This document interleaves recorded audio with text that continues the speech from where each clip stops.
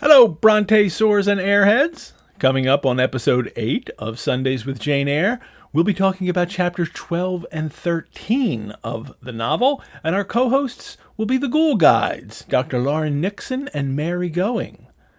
Our story so far: young Jane has been abused by the Reed family at their home Gateshead. As punishment, they lock her in the Red Room, then send her to the Lowood Institution, a school run by the nefarious clergyman Mr. Brocklehurst, who tries to starve the children into submission.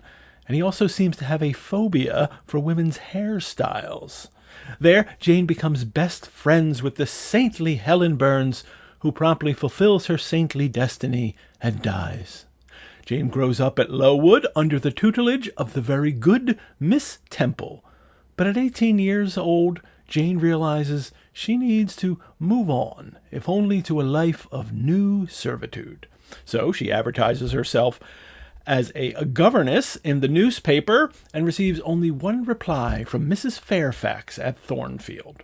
Before Jane leaves Lowood, Betsy, her old childhood nurse from Gateshead, visits, and Jane learns how nasty all the Reed children have turned out, and also that an Eyre uncle once called to see her, but was sent away.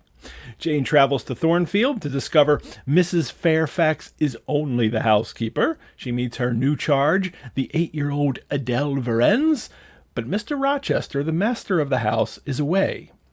On a tour of the house with Mrs. Fairfax, Jane hears strange laughter coming from the attic. But Mrs. Fairfax tells her it is just the servant, Grace Poole. In chapters 12 and 13, Jane has a memorable first meeting with Mr. Rochester on his return to Thornfield, and we get a glimpse of Jane's artistic visions. You don't want to miss the next exciting episode of Sundays with Jane Eyre from the Rosenbach.